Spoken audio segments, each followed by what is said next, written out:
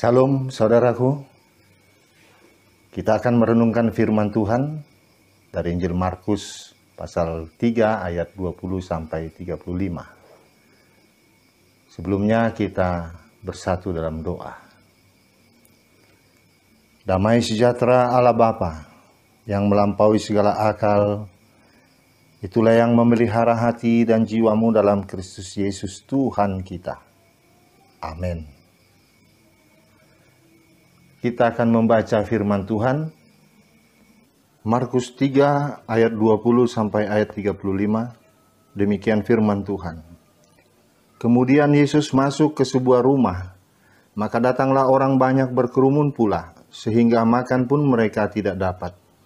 Waktu kaum keluarganya mendengar hal itu, mereka datang hendak mengambil dia, sebab kata mereka, ia tidak waras lagi. Dan ahli-ahli Taurat yang datang dari Yerusalem berkata, ia kerasukan Beelzebul, dan dengan penghulu setan ia mengusir setan. Yesus memanggil mereka lalu berkata kepada mereka dalam perumpamaan, bagaimana iblis dapat mengusir iblis? Kalau suatu kerajaan terpecah-pecah, kerajaan itu tidak dapat bertahan. Dan jika suatu rumah tangga terpecah-pecah, rumah tangga itu tidak dapat bertahan. Demikianlah juga kalau iblis berontak melawan dirinya sendiri, dan kalau ia terbagi-bagi, ia tidak dapat bertahan, melainkan sudahlah tiba kesudahannya. Tetapi tidak seorang pun dapat memasuki rumah seorang yang kuat untuk merampas harta bendanya, apabila tidak diikatnya dahulu orang kuat itu. Sesudah itu, barulah ia merampok rumah itu. Aku berkata kepadamu, sesungguhnya semua dosa dan hujat anak-anak manusia akan diampuni. Ya, semua hujat yang mereka ucapkan. Tetapi apabila seorang menghujat Roh Kudus, ia tidak dapat ampun selama-lamanya, melainkan bersalah karena berbuat dosa kekal. Ia berkata demikian karena mereka katakan bahwa ia kerasukan roh jahat. Lalu datanglah ibu dan saudara-saudara Yesus. Sementara mereka berdiri di luar, mereka menyuruh orang memanggil dia. Ada orang banyak duduk mengelilingi dia. Mereka berkata kepadanya, lihat, ibu dan saudara-saudaramu ada di luar dan berusaha menemui engkau. Jawab Yesus kepada mereka, siapa ibuku dan siapa saudara-saudaraku? Ia melihat kepada orang-orang yang duduk di sekelilingnya itu dan berkata, ini ibuku dan saudara-saudaraku. Barang siapa melakukan kehendak Allah, dialah saudaraku laki-laki, dialah saudaraku perempuan, dialah ibuku. Demikian firman Tuhan.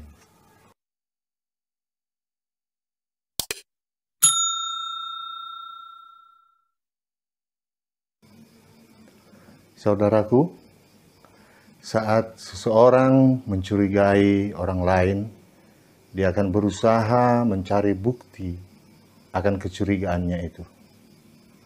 Saat seseorang membenci orang lain, dia akan berusaha sekuat tenaganya untuk menjatuhkan orang yang dia benci itu.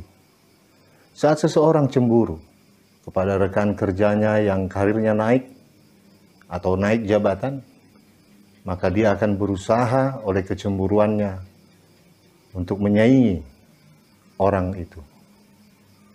Motivasi semacam itulah yang mendorong ahli-ahli Taurat datang jauh-jauh dari Yerusalem ke Kapernaum membuntuti Yesus. Sementara orang-orang lain mengikut Yesus atas dasar kerinduan untuk disembuhkan, untuk mendengarkan pengajarannya. Tapi ahli-ahli Taurat itu datang membawa kebencian dan mencari kesempatan untuk menjatuhkan Yesus. Sungguh sayang sekali, kedatangan mereka didorong oleh rasa benci, rasa marah, rasa cemburu. Karena itu, saat orang-orang kecil, orang-orang sederhana ini mendapatkan anugerah sukacita, damai sejahtera bersama Tuhan Yesus, sikap ahli-ahli agama ini justru mengherankan. Mereka tidak mensyukuri hal itu. mereka justru menebar fitnah dan kebencian terhadap Tuhan Yesus. Mereka menuduh Tuhan Yesus kerasukan setan. Mereka mengatakan Tuhan Yesus mengusir setan dengan bantuan iblis, yaitu Beelzebul, sang penghulu setan. Itulah akibatnya kalau hati ini sudah dikuasai rasa benci dan marah. Apapun akan kita lakukan untuk menjatuhkan orang yang kita benci. Ahli-ahli Taurat dalam perikop ini mengalami hal itu. Mata mereka buta, tidak mampu melihat bahwa Tuhan Yesus datang membawa kebaikan dan keselamatan bagi banyak orang. Dalam Injil Matius pasal 12 ayat 22, kita dapat mengetahui orang yang kerasukan setan yang disembuhkan oleh Tuhan Yesus itu bisu dan tuli. Namun setelah dia memperoleh kesembuhan dari Tuhan Yesus, dia dapat mendengar dan melihat lagi. Di sisi lain, kaum keluarga Tuhan Yesus salah dalam memahami dia. Mereka terlalu berlebihan mencemaskan kesehatannya. Rupanya berita tentang kegiatan Tuhan Yesus telah sampai ke Nazaret dan didengar oleh ibu dan saudara-saudaranya. Lalu mereka datang hendak mengambil dia. Setidaknya mereka akan mengajaknya untuk menyembuhkan dia, untuk mengistirahatkan dia. Dianggap tidak waras, aneh, bahkan sampai difitnah karena melakukan hal yang bertentangan dengan pandangan umum, memang sangat tidak menyenangkan. Apalagi saat kita melakukannya dengan kesadaran penuh bahwa apa yang kita lakukan itu adalah baik dan benar. Bisa kita bayangkan situasi yang dialami Tuhan Yesus saat itu. Kaum keluarganya yang percaya dia terganggu kesehatannya. Ahli-ahli agama yang memfitnah dia dengan keji. Namun Tuhan Yesus tidak gentar. Dia tahu apa yang dia lakukan. Misinya jelas, mewartakan kerajaan Allah bagi dunia. Yang menarik perhatian kita di sini, bagaimana sikap Yesus menghadapi kecaman dan fitnahan itu. Tuhan Yesus tetap tenang. Tuhan Yesus tidak merasa terganggu. Tuhan Yesus tidak marah. Kalau Tuhan Yesus saja difitnah, lalu siapa kita ini sehingga kita minta pengecualian supaya kita terhindar dari fitnahan? Saudaraku, mari kita belajar berbesar hati. Kalau Tuhan Yesus saja difitnah, apalagi kita? Kalau kita siap menjadi murid Tuhan Yesus, kita harus mengatakan, Tuhan, sekalipun aku difitnah, padahal aku melakukan sesuatu yang benar, tapi aku percaya Engkau akan membela aku. Saudaraku, menyikapi fitnahan itu Tuhan Yesus tidak diam. Dia memanggil ahli-ahli Taurat itu dan mengajaknya bicara. Dia mau menyingkapkan ketidakbenaran fitnahan itu. Dengan pertanyaan logis, Tuhan Yesus berkata, bagaimana iblis mengusir iblis? Dia memakai analogi kerajaan yang terpecah, rumah tangga yang terpecah oleh karena konflik. Seperti situasi yang dipahami oleh orang-orang itu. Jika kerajaan terpecah, rumah tangga terpecah, tentu akan semakin lemah. Lalu Yesus juga menambahkan perumpamannya dengan merampok orang yang kuat. Untuk dapat merampok orang yang kuat itu, dia harus melemahkannya terlebih dahulu. Melalui perumpamaan itu, Tuhan Yesus sedang menjelaskan kepada ahli-ahli Taurat itu bahwa dia melakukan pengusiran setan itu dengan roh Allah. Dan justru dia sedang berperang melawan roh-roh jahat, iblis. Dia sedang menghancurkan kerajaannya, bukan membangunnya. Begitulah kalau kita sudah dibutakan oleh rasa benci dan marah, sehingga ahli-ahli Taurat itu tidak mampu lagi melihat sebuah hal yang baik. Mereka tidak menyadari bahwa pengusiran roh-roh jahat itu menjadi salah satu tanda datangnya kerajaan Allah. Tuhan Yesus juga memperingatkan ahli-ahli Taurat itu bahwa jika mereka menganggap kuasa yang dimiliki Tuhan Yesus itu dari si jahat, maka mereka sedang menghujat Roh Kudus. Dosa menghujat Roh Kudus ini tidak dapat diampuni oleh Allah. Menghujat Roh Kudus ialah tindakan mengumpat, mencaci maki, mengatakan hal-hal yang jahat, fitnah tentang Roh Kudus. Untuk dosa-dosa semacam ini selamanya tidak akan mendapat ampun. Menghujat Roh Kudus merupakan dosa kekal dan bukan hukuman kekal. Tuduhan dari para ahli Taurat itu mengungkapkan sifat dari dosa kekal ini. Mereka mengatakan pengusiran setan yang dilakukan Tuhan Yesus itu dengan menggunakan kuasa roh jahat. Padahal Tuhan Yesus menggunakan kuasa Roh Kudus. Namun kita tidak boleh menafsirkan nas ini seolah hendak mengajarkan bahwa dengan menyatakan sesuatu hal yang menentang Roh Kudus, maka kita melakukan dosa yang tidak dapat diampuni. Bukan begitu.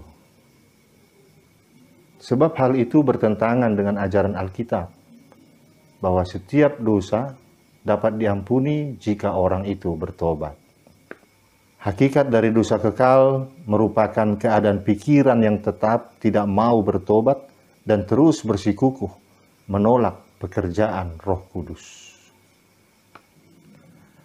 Apa yang dimaksud menghujat Roh Kudus menjadi jelas dari ucapan ahli-ahli Taurat ini yang mengatakan bahwa Tuhan Yesus bekerja sama dengan iblis. Ahli-ahli Taurat ini sebenarnya telah melihat tanda-tanda bahwa Tuhan Yesus bekerja dengan kuasa Roh Allah. Mereka juga mengetahui semua nubuat tentang kedatangan Mesias. Namun mereka tetap menolak penyataan Allah dalam diri Yesus Kristus. Dan tetap menyatakan bahwa kuasa yang ada dalam Yesus itu kuasa iblis. Hati mereka telah dikeraskan dari penyataan Roh Kudus. Dan mereka menolak Injil. Maka tidak ada pengampunan bagi mereka yang menolak kesaksian Roh Kudus dalam diri dan pelayanan Tuhan Yesus Kristus. Dalam ayat 31 tadi dikatakan bahwa ibu dan saudara-saudara Yesus datang menemui dia pada saat Tuhan Yesus berdebat dengan ahli-ahli Taurat. Mereka berusaha, namun orang banyak sekali di rumah itu. Lalu orang-orang di sekitar Yesus mengingatkan Tuhan Yesus bahwa ibu dan saudara-saudaranya ada di luar. Namun dalam ayat 33 sampai 35 Tuhan Yesus berkata, "Siapa ibuku dan siapa saudara-saudaraku?" Ia melihat kepada orang-orang yang duduk di sekelilingnya itu dan berkata, "Ini ibuku dan saudara-saudaraku. Barang siapa melakukan kehendak Allah, dialah saudaraku laki-laki, dialah saudaraku perempuan, dialah ibuku." Saudaraku, Tuhan Yesus tidak bermaksud untuk tidak mengakui keluarganya di depan umum. Juga bukan berarti Tuhan Yesus tidak mengasihi dan menghormati ibu dan saudara-saudaranya. Namun di sini dia mau menegaskan bahwa dirinya adalah milik orang percaya yang mau melakukan kehendak Bapa. Tuhan Yesus sedang berbicara tentang kerajaan Allah. Relasi manusia rusak oleh karena dosa. tetapi kita semua telah dipersatukan oleh iman kepada Yesus Kristus. Seperti yang tertulis dalam Efesus 2 ayat 13. Tetapi sekarang di dalam Kristus Yesus, kamu yang dahulu jauh sudah menjadi dekat oleh darah Kristus. Tuhan Yesus memakai peristiwa ini untuk menjelaskan pentingnya memiliki hubungan rohani dengan dirinya. Menjadi keluarga Allah dimungkinkan dengan melakukan kehendak Allah. Dan ketaatan semacam itu diawali dengan mendengar, mempercayai, dan mengikuti anak Allah. Kita semua adalah anggota keluarga Allah, Familia Dei, yang terbentuk karena kepatuhan dan cinta kita kepada Allah yang menghadirkan dirinya dalam Yesus Kristus dan Roh Kudus yang mempersatukan itu. Familia Dei atau keluarga Allah tidak terbentuk dari ikatan darah, suku, marga, atau bangsa. Anggota keluarga Allah adalah mereka yang mau melakukan kehendak Allah. Maka hanya ada satu cara untuk menyatakan dan menegaskan bahwa kita ini anggota keluarga Allah, yaitu melakukan yang menjadi kehendak Allah. Saudaraku, kiranya kita semua dijauhkan dari dosa menghujat Roh Kudus. Kita membutuhkan Roh Kudus untuk hidup benar di hadapan Allah. Kiranya roh kita dibuat peka untuk merasakan pimpinan Roh Kudus, agar kita memahami karya kasih Allah dalam Tuhan Yesus Kristus. Sebagai anggota keluarga Allah, janganlah kita saling membenci, saling menghujat, saling memfitnah. Sebagai anggota keluarga Allah, marilah kita saling mengingatkan satu dengan yang lain, saling menguatkan, saling menopang, saling mendoakan. Kiranya kuasa Roh Kudus memampukan kita melakukan semuanya itu. Amin. Kita berdoa. Terpujilah nama-Mu Bapa atas firman yang telah kami dengar dan renungkan ini. Biarlah Tuhan, Roh-Mu tetap menyala dalam hati kami, sehingga kami tetap mengenal kebenaran-Mu dalam kehidupan kami hari lepas hari. Tuhan, jangan biarkan kami sampai menghujat Roh Kudus. Ampuni Tuhan kalau selama ini kami selalu menghina orang-orang yang kami kasihi dan mengasihi kami. Selalu menghujat, curiga terhadap pelayanan orang-orang lain di sekitar kami. Bapa yang kasih dalam Tuhan Yesus Kristus, Engkau juga mengingatkan kami arti penting sebuah keluarga, yaitu keluarga Allah. Biarlah kami Tuhan dalam persekutuan kami, di gereja kami, dan setiap persekutuan orang percaya, kami mampu untuk saling menguatkan, saling mengasihi, saling mengampuni, saling mendoakan. Terima kasih Bapa atas firman-Mu ini, di dalam nama Yesus Kristus kami berdoa dan mengucap syukur. Amin. Terima kasih saudaraku. Kita akan berjumpa lagi di lain waktu. Semoga Tuhan memberkati kita senantiasa. Sampai jumpa. Salam sehat.